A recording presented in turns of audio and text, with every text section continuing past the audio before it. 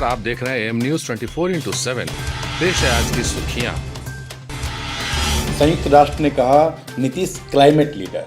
संयुक्त राष्ट्र ने बिहार के मुख्यमंत्री नीतीश कुमार को क्लाइमेट लीडर कहा है।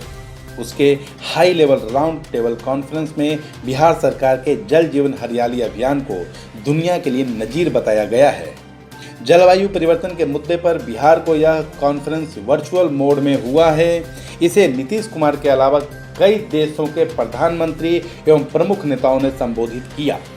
नीतीश ने विश्व समुदाय से कार्बन न्यूट्रल फ्यूचर की परिकल्पना को साकार करने का आग्रह किया है। उन्होंने कहा कि जलवायु परिवर्तन के द्वारा उत्पन्न खतरनाक संकटों के मद्देनजर हमने बिहार की अपनी रणनीति बदली, इसे जल संरक्षण और हरियाली से जोड़कर नया रूप दिया, जिसका नाम है जल जीवन हरियाली अभियान। विधानसभा चुनाव में उठेगा किसानों का मुद्दा। आज कृषि विधेयक के खिलाफ बिहार बंद।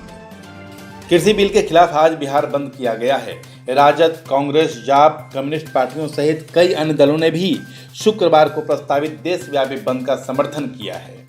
नेता प्रतिपक्ष तेजस्वी यादव ने अपने समर्थकों को बिल के खिलाफ सभी 38 जिलों में सड़क पर मजबूत विरोध दर्ज करने को कहा है। तेजस्वी ने कहा कि वन नेशन वन मार्केट की तरह वन एमएसपी की बात क्यों नहीं की जा सकती। वहीं कांग्रेस ने कृषि बिल को विधानसभा चुनाव में मुद्दा बना दिया है। 14 नवंबर पंडित नेहरू के जन्मदिन तक संघर्ष कार्यक्रम का ऐलान किया है। बिहार में कोरोना संक्रमण से मरने वालों की संख्या हुई 878। पिछले 24 घंटे में बिहार में 1,71,046 सैंपल की कोरोना जांच की गई। इसके पूर्व 23 सितंबर को 1,75,585, 22 सितंबर को 1,94,088 और 21 सितंबर को 1,73,603 सैंपल की कोरोना जांच की गई थी। राज्य में अब तक 64,14,658 सैंपल की कोरोना जांच की जा चुकी है। वहीं राज्य में 1203 नए संक्रमितों की पहचान की गई है। अब राज्य में कुल संक्रमितों की संख्या बढ़कर 1,74,266 हो गई है, जिसमें 13,687 मरीज एक्टिव है, जबकि कुल स्वस्थ होने वाले संक्रमितों की संख्या भी 1,59,700 हो गई है। साथ ही कोरोना संक्रमण से मरने वालों की संख्या भी 878 हो गई है। राज्य का रिकवरी दर भी यथावत 91.61% है। फिर भी सतर्क रहें, स्वस्थ रहें। हो गया शंखनाद। बिहार में चुनाव 3 चरणों में, नतीजा 10 नवंबर को। चुनाव आयोग ने शुक्रवार को बिहार विधानसभा चुनाव की तारीखों का ऐलान कर दिया। 3 चरणों में चुनाव होंगे। पहले फेज में 28 अक्टूबर को 71 सीटों पर चुनाव होंगे। इसमें 16 जिले 38,000 पोलिंग बूथ होंगे। दूसरे फेज में 3 नवंबर को 94 सीटों पर मतदान होगा। इसमें 17 जिले 42,000 पोलिंग बूथ होंगे। तीसरे फेज में 7 नवंबर को 78 सीटों पर वोटिंग होगी। इसमें 15 जिले 33,500 पोलिंग बूथ होंगे। 10 नवंबर को नतीजे आएंगे। मुख्य चुनाव आयुक्त सुनील अरोड़ा ने कहा कि 70 देशों ने चुनाव टाल दिए हैं, लेकिन हम चाहते थे कि लोगों का लोकतांत्रिक अधिकार बना रहे। उनके स्वास्थ्य की भी हमें चिंता करनी थी। यह कोरोना के दौर में देश का ही नहीं बल्कि दुनिया का पहला सबसे बड़ा चुनाव होने जा रहा है। अरोड़ा ने बताया कि 1,73,000 VVPAT, 46 lakh mask, 6.5 lakh face shield, 23 lakh जोड़े हैंड ग्लव्स और 6 लाख पीपीई किट्स का इस्तेमाल होगा। वोटिंग का समय भी 1 घंटा बढ़ा दिया गया है। नक्सल प्रभावित क्षेत्रों को छोड़कर सामान्य इलाकों में सुबह 7 से शाम 5 बजे की बजाय सुबह 7 से शाम 6 के बीच वोटिंग होगी। एक पोलिंग बूथ पर 1500 की जगह 1,000 वोटर आएंगे।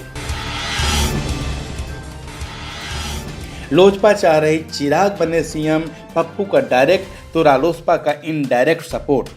लोजपा में भी चिराग पासवान को मुख्यमंत्री बनाने की मांग उठने लगी है।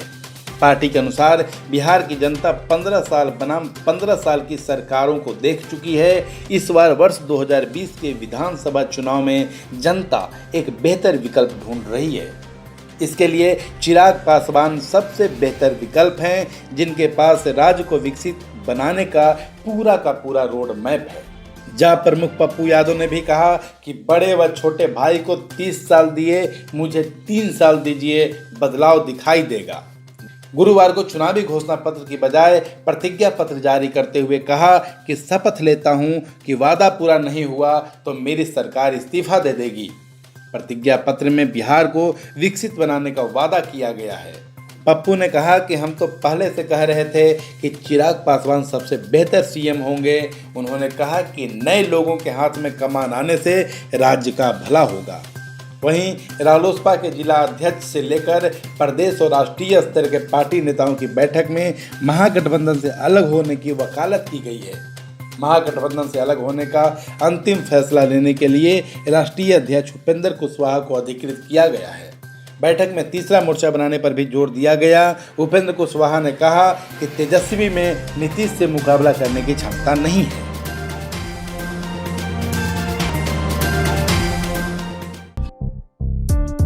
काम हो वैन से प्रचार का या फिर बैनर पोस्टर का, हो डिजिटल मार्केटिंग, यूट्यूब, फेसबुक या एसएमएस का, ऑडियो डबिंग हो या फिर काम चुनाव प्रचार का, वर्चुअल मीटिंग के साथ ही है यहाँ समाधान हर एक समस्या का।